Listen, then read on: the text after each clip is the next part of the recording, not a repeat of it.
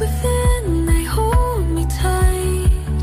In the dark, I lose my fight. Chapter 21. Chaos Theory. "Carla, love," Charlie said softly, his voice syrupy sweet, sickeningly tender. "It's time for the last event." Carla winced. Her body ached from the hours, days, spent bound in that chair. Sleep had come only in broken pieces, but the pain was constant, crawling through her limbs like fire. Charlie's voice tugged her out of her haze, out of the fog she'd been floating in just to survive. "Please," she whispered hoarsely, struggling to lift her head. "Please stop, Charlie. I'll do whatever you want. Just not this. Not again." Charlie chuckled gently. "Oh, Carla, you will anyways. We have to do this. You're mine, remember? I can't share. Aren't you having fun?" His face clearly seen in the monitor, eyes shining. "Carla, my love. After this, we'll be reunited. Just one last surprise." Carla turned her head away, trying to shut her eyes, trying to not see. David's voice echoed in her mind. "Don't watch the monitor. It'll only break you." Electricity tore through her legs, jolting her violently in her seat. She cried out, causing the tape on her mouth to loosen. "Look at the screen," Charlie barked. "You need to see your gift, so you'll finally understand that there's no going back to your daughters. No more Cynthia and Elizabeth. Guess who is next, Carla?" He leaned in close to the camera, a sinister glint in his eyes. "I told you. You're mine." His voice twisted into a growl. "And because of you, I'm not going to let Patricia go. This is your fault, not mine." Carla whimpered and shook her head. "Oh, come on," Charlie sang. "Just watch. You might even admire my work. So easy. You're not even the first, you know. You fractured your family so much that I found the cracks easily." He tapped the camera. "Time to send Patricia a message, a little something from Mommy." Her eyes widened. "I've been using your phone. So easy when you gave me your PIN without even thinking. All it took was a little moonshine mixed with a few other ingredients, and you trusted me. A stranger. I think I can reveal all my secrets now." The monitor showing him smiling. "Because now you'll have to trust me completely. You'll have no one else." He pretended to type with flair. "Now, what would Mommy say to Patricia? How about why David can't answer his phone?" Carla froze. The words stabbed her, but they didn't quite land. Then Charlie said it, with eyes glazed over as in a pleasurable memory. "Oh, I didn't mention? David's dead. I killed him." She stopped breathing. Her eyes darted across the room until they landed on the faded figure, David, slumped, dimly glowing. Eyes that didn't really seem to care anymore. "No," Carla mouthed through the tape. "No." "David?" He looked at her, and she knew. Yes. How couldn't she have seen it before now? He was gone, and it was her fault. "Why are you here?" she asked with her eyes, her soul. His answer was silent, but she felt it. "You called for me. I didn't want you to be alone." The truth hit her like a tidal wave. Even in the afterlife, David still cared. His eyes locked on her. "Even you don't deserve this." Carla sat slumped in the chair, trembling, her eyes locked on the faint glow that was once her husband. She stared at the spirit, hollowed out, and something inside her began to shatter.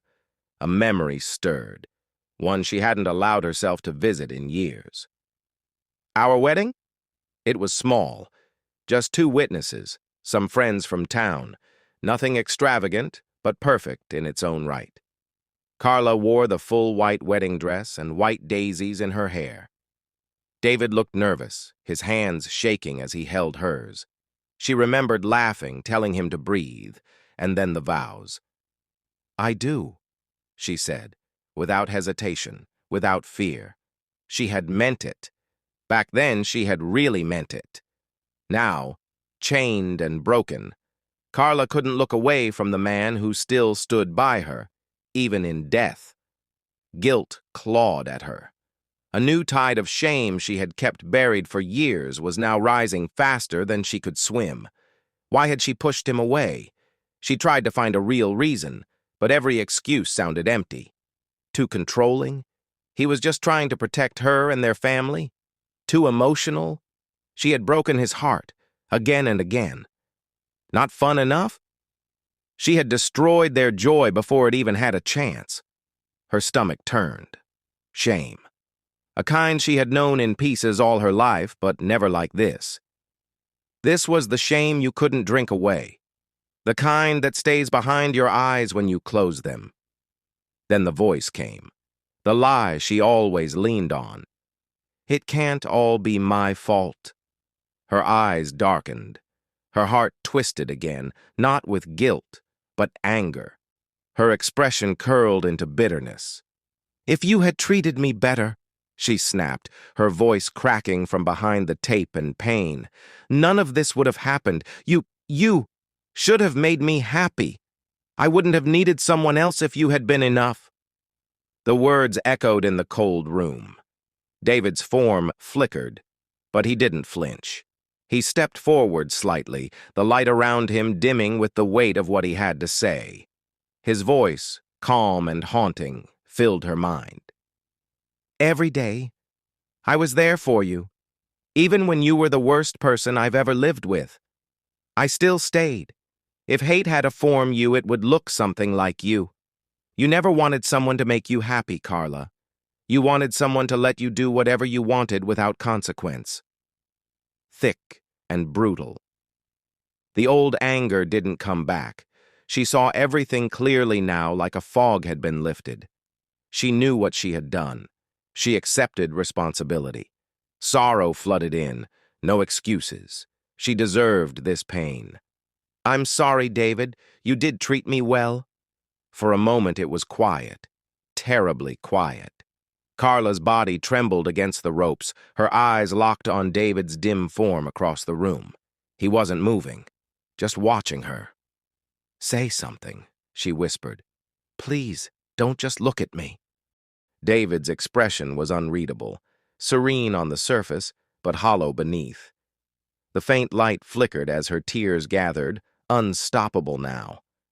I stayed for you, he said, voice low, resonant, and strangely internal, as if it came from within her. I loved you with all that was left of me, until the pain became my home. Do you love me, even now? I do, she said, shaking, voice cracking. She felt her words. I do, David. I swear I do love you. He stepped forward, but instead of comfort, his presence pressed against her like a cold wind, unforgiving. Then face it, he said. Fight back. She closed her eyes and felt the love she remembered having when she was a child. Before she lost her heart, she felt ready to fight. Before she could answer, the monitor flickered. Charlie's face lit the screen, wild-eyed, grinning too wide.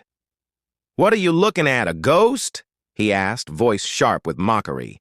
That's new, even for you. Carla froze. She turned back toward David, but he was gone. No fading, no goodbye, just gone, as if he had never been there. The cold that replaced him was worse than the pain, yet strangely she felt lighter, like something that had been feeding on her was suddenly gone. The air in her chest came easier, her pulse steadier. For the first time since this began, she wasn't afraid. She was ready to fight. Her eyes locked onto Charlie. Charlie's laughter filled the silence, sticky and triumphant. Guess even your ghost got tired of you, he sneered. But don't worry, love. I'm still here. He leaned closer to the camera, voice dripping poison. Ready for the last event?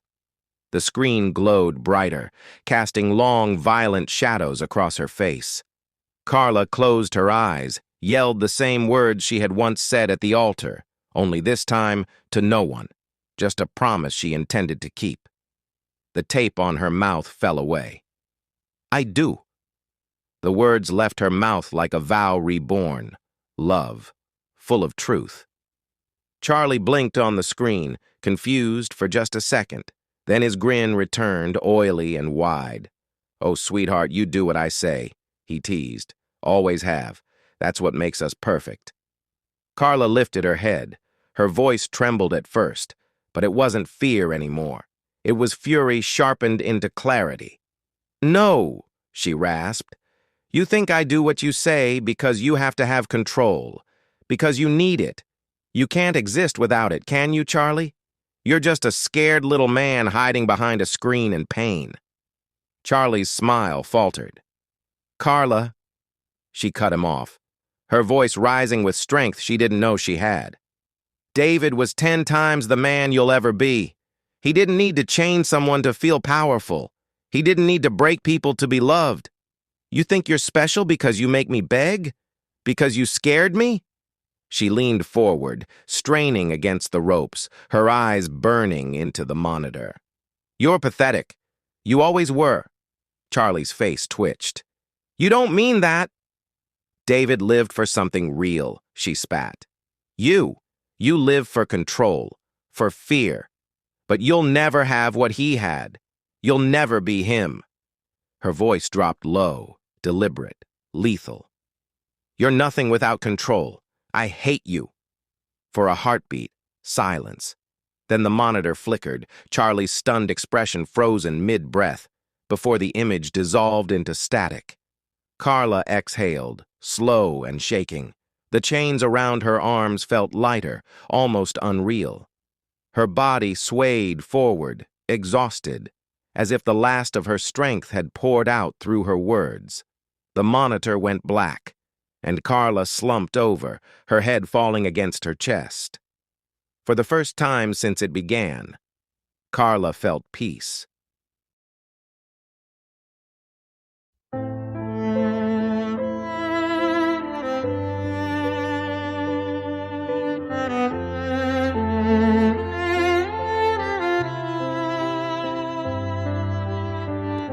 The room was still, the air unkind. Your eyes could see, but not the time. I reached for you, but touched the rain. A whisper caught inside your name. I said when silence took your place, when truth had stolen every grace. I loved you past the edge of pain. Tell me, would you do the same? The walls remember how you breathed. The light forgave what I believed. They said my love was just a weight, but I was there when you walked away. I stayed when silence took your place, when truth had stolen every grace. I loved you past the edge of pain.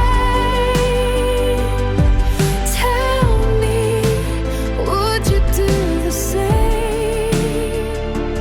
If I fade through what remains, would you call my name again?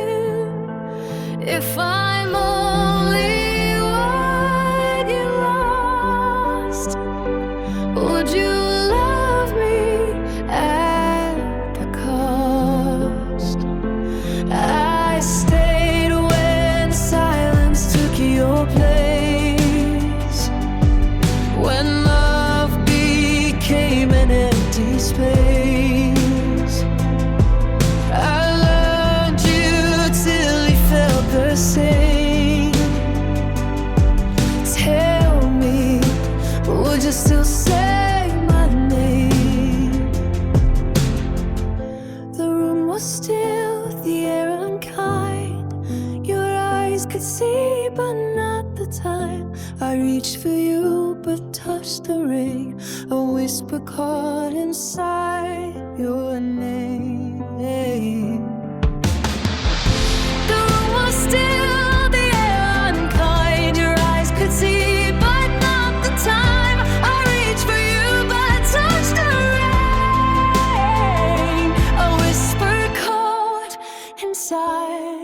your name. I stayed when silence took your place, when truth had stolen every grace. I loved you past the edge of pain. Tell me, would you do the same if I fade through what remains? Would you call my name again if I'm only what you lost? Would you love me at the cost? I stayed when silence took your place, when love became an empty space. I loved you till it felt the same. Tell me, would you still say my name?